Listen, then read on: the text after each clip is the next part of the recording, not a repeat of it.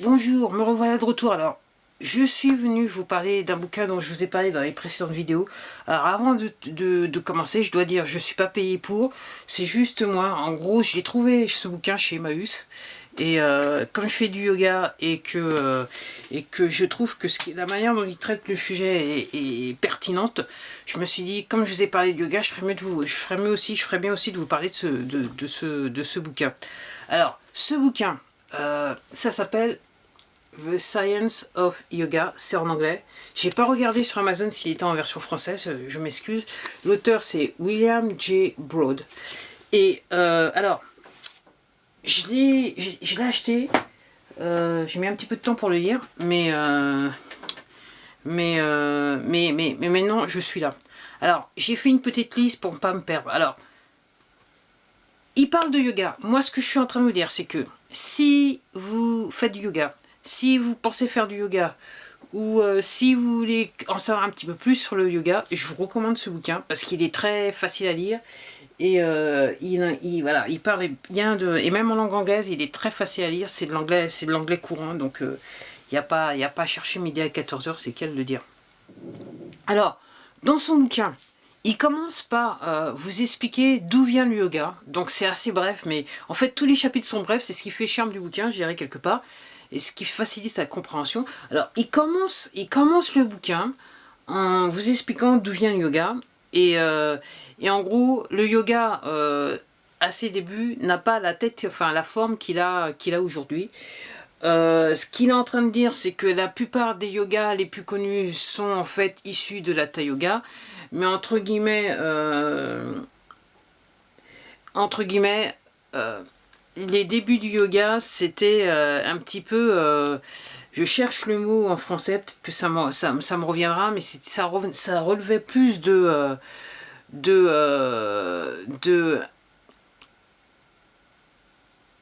quelque part, j'allais utiliser un mot qui est un peu fort, donc je vais pas le dire, mais les gens, enfin les personnes de l'époque disait qu'avec le yoga on pouvait faire beaucoup de choses, et c'est la raison pour laquelle il a écrit ce bouquin. C'est qu'il en avait quelque part entre guillemets un petit peu marre d'entendre parler de parler du yoga et dire que le yoga en fait c'est une solution pour tout. Et à partir de ça il s'est dit bah je vais enquêter, je vais voir, je vais lire un petit peu, je vais m'enseigner, voir ce qu'il en est. Lui-même est un pratiquant de yoga. Dans le bouquin il dit depuis 30 ans. Je me rappelle plus en quelle année il a été écrit ce bouquin, que je regarde vivement, en 2012. Il est paru en 2012. Donc, d'abord, il vous parle du yoga. Alors, il y a des choses, donc, comme je vous disais, il y a des choses qu'on dit à propos du yoga. Alors, on dit que le yoga, ça peut lutter contre ça peut vous aider à lutter contre la dépression. Et dans ce bouquin, il y a un témoignage d'une personne qui dit qui est maintenant prof de yoga, qui dit qu'en gros, le yoga l'a sauvé. Ok, c'est ce qu'elle dit. Hein. Après, peut-être pour passer au sujet assez rapidement et pour revenir aux origines du yoga, en gros, les origines du yoga, c'était lié à, entre guillemets, au sujet du sexe, S-E-X-E. Et ce qu'il est en train de dire, et ce que la science, en gros, ce qu'il est en train de dire dans son bouquin, entre guillemets, il a essayé de lier ça à la science, et clairement il y a des études qui sont faites par rapport à la science qui, entre guillemets, lui permettent dans son bouquin d'étayer le propos. Alors, en gros, ça peut, en termes de sexualité, ça peut servir de stimulant, c'est ce qu'il est dit. Et pour moi, ça explique, moi j'ai l'impression, ce qui est un petit peu ce qui sous-entend dans le bouquin, la manière dont c'est écrit, c'est que ça sous-entend, ça peut expliquer pourquoi, effectivement, il y a généralement des scandales autour des profs de yoga. Enfin, les plus connus, c'est ceux de sexe masculin. Après, je sais pas par rapport à ceux de sexe féminin. Ok. Et il disait que effectivement dans un moment dans le bouquin, il expliquait aussi, alors je fais un petit peu parallèle avec le sexe, c'est qu'il y a des femmes effectivement qui sont enceintes et qui font du yoga, et dans le bouquin il explique le témoignage d'une personne qui effectivement a fait ses exercices de yoga juste avant son accouchement, et ça lui a permis en gros diminuer, de diminuer les douleurs lors de l'accouchement. Ensuite, les vertus du yoga aussi, c'est aussi par rapport à la créativité, ça peut stimuler le côté créatif, votre côté créatif. Alors, moi-même qui suis une créative, je peux vous dire que, ouais, en ce moment, ça me donne des idées. Je suis passée par une période juste un petit peu avant la fin de Noël où j'étais un petit peu à sec, mais là, je dois te dire que là, maintenant, la machine, c'est un petit peu relancé. Et après, surtout, et c'est la raison pour laquelle il a écrit ce bouquin, il parle des dangers du yoga. Donc, il parle de profs de yoga qui, entre guillemets, ce sont en fait, et je vais devoir m'arrêter parce que j'ai plus de batterie dans mon appareil photo, donc je vais reprendre la vidéo dans quelques instants. Alors je reprends. Là je suis en train de penser que le montage, ça sera un petit peu plus compliqué que d'habitude. Oui, j'étais en train de vous dire que oui, ce qui l'a poussé à écrire le bouquin réellement, c'est que il a rencontré pas mal de personnes qui étaient profs de yoga ou qui étaient pratiquants de yoga, qui se sont retrouvés avec des problèmes de santé graves. Il a entendu parler de gens qui, tout simplement, avec des crises cardiaques ou qui étaient tout simplement se retrouvaient paralysés parce que, entre guillemets, le cerveau était touché. Dans les faits, juste une... comment ça s'appelle? Le sang avait coagulé et que, en fait, la coagulation a été remontée au cerveau et donc avait causé des problèmes. Donc, en gros, lui, il voulait savoir si c'était vrai ou si c'était réel. Et que, à l'époque, donc on parle de 2012, il disait que quand il avait vu dans les hôpitaux aux États-Unis qu'il y avait pas mal de gens maintenant, de plus en plus de personnes d'arriver aux hôpitaux en urgence, et qu'il avait entendu, ce que je vous disais précédemment, c'est qu'il avait entendu parler de personnes qui tout simplement se tuaient le dos quasiment, se bousillaient le dos. Donc il a rencontré pas mal de profs de yoga pro qui tout simplement se sont bousillés le dos et qui reconnaissent que s'ils avaient su, ils n'auraient pas fait. Et donc c'est la raison pour laquelle le yoga quelque part évolue dans le temps. En gros, ce qu'il est en train de dire, c'est qu'il n'y a pas réellement, il n'y a pas de cours de yoga, quoique là en ce moment, j'ai pas été regarder ce qui se passe réellement en 2020, mais il n'y a pas à l'époque, il n'y avait pas de profs réellement certifiés, et les certifications, entre guillemets, sont pas aussi pro qu'on pourrait le croire, et que ça pose des problèmes, et qu'il y a des gens qui veulent bien faire, et entre guillemets, qui, quelque part, mettre la vie des gens, voilà, la santé des gens en question sur la ligne, et puis il y a d'autres personnes qui sont réellement préoccupées par l'argent que fait rentrer le mot yoga. Voilà, c'est le cas de le dire. Donc moi, par rapport à ça, donc comme je dois admettre, j'ai pas mal lu de bouquins sur la santé depuis quelques temps, maintenant quelques années, et donc oui, moi son propos, je peux le comprendre. Et c'est pour ça, lors de la précédente vidéo, je vous ai dit, c'est vrai que j'ai énormément perdu de poids, c'est vrai que j'ai changé mon alimentation, et je me dis que, ouais.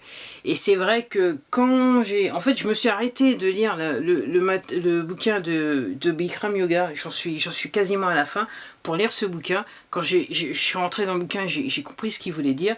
Et c'est vrai que même dans les poses de Bikram, il y a des poses que j'ai aménagé.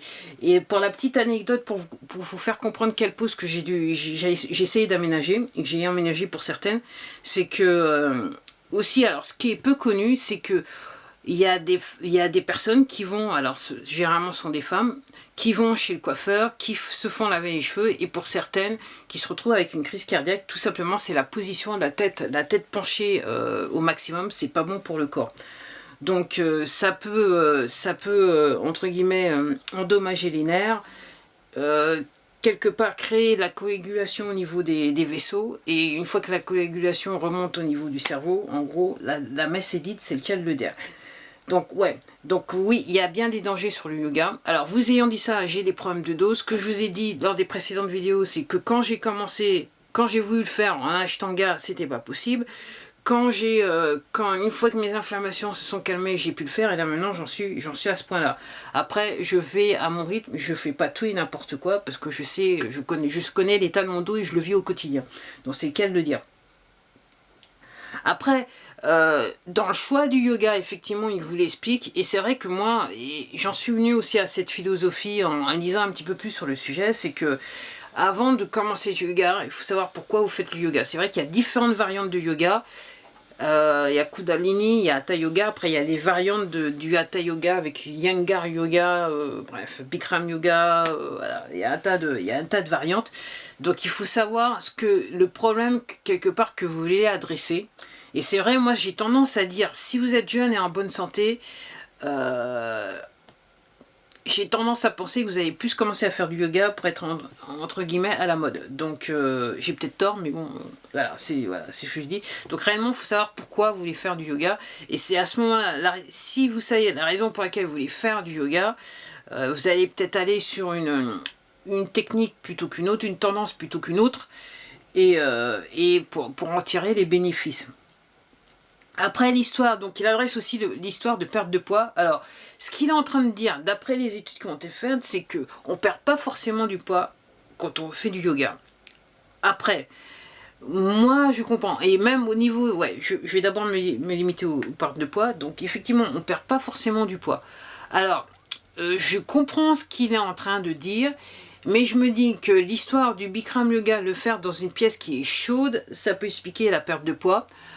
Après, tout dépend. Après, il y a des gens qui perdent du poids en faisant du yoga. Après, tout dépend de la technique, tout dépend le type de yoga que vous faites. Après, c'est sûr que voilà, si vous faites 1h30 de yoga dans une pièce chaude, à minima, vous allez perdre de l'eau. Ok. Donc, et si vous perdez de l'eau, vous allez diminuer en poids. C'est le cas de le dire. Après,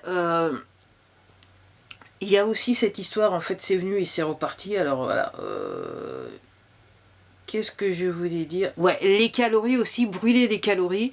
Les études montrent que, en gros, il n'y a pas, vous ne brûlez pas autant de calories que ça, mais après, encore une fois, moi j'en reviens, voilà, la partie raisonnée, c'est de dire que si vous êtes dans des conditions, vous êtes voilà, dans une pièce qui est chaude, vous êtes obligé de transpirer et vous faites 1h30 de plus de yoga, effectivement, les chances d'aller perdre du poids. Et à mon avis, des calories, vous allez en brûler. Ça, c'est le cas de le dire. Tout spécialement si vous faites du Ashtanga, qui est une forme, c'est du yoga pur, plus des exercices à l'européenne. Donc, en gros, très à fond quelque part dans la musculation. Et en plus, je dirais la séance dure dans le temps, donc en gros vous avez des chances effectivement au moins de vous maintenir au point où vous êtes, voilà. Donc voilà ce que je parle. Et réellement je vous recommande ce bouquin parce que vous allez découvrir, enfin j'ai voulu le résumer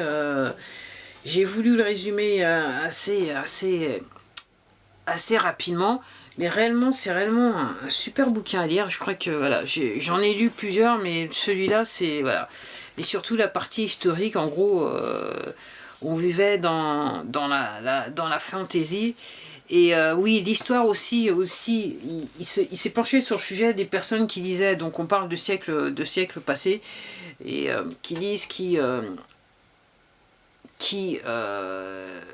peuvent arrêter leur cœur et entretenir, relancer leur cœur.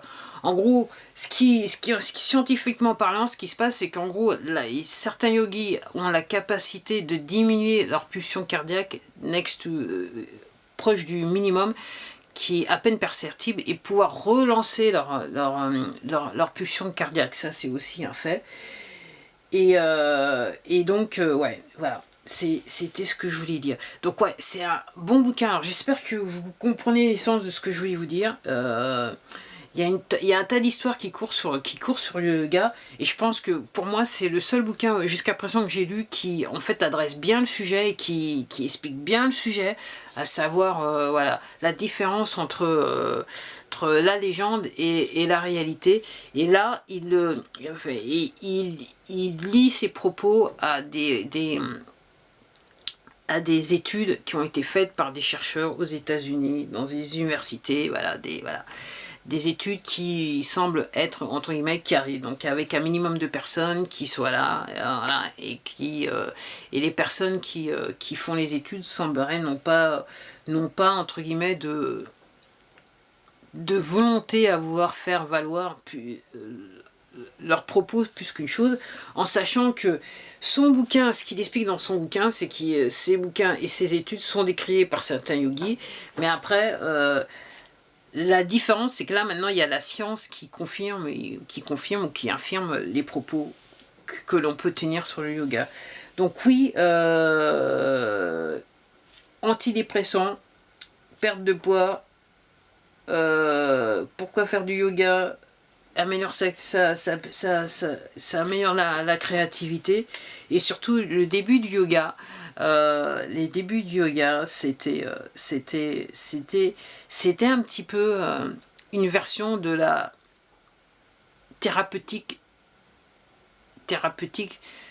de la vie sexuelle, on va dire cela comme ça. Donc si vous voulez comprendre réellement, il faut lire le bouquin. Voilà, c'était tout pour moi. Ben voilà.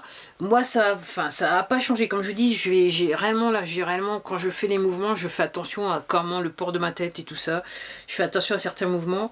Et je vais pas forcer plus que ça, parce que je sais, je veux pas me retrouver non plus, voilà, je veux pas me retrouver avec une vertèbre en plus endommagée, parce que là, je vois mal comment je pourrais survivre, parce que réellement, j'ai tendance à penser que je suis à ça, je suis à presque ça de la chaise roulante, c'est le cas de le dire. Bon, maintenant, c'était tout pour moi. Je vous invite à prendre soin de vous, c'est très important la santé.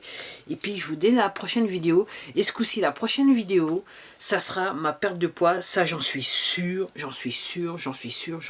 En attendant, au revoir.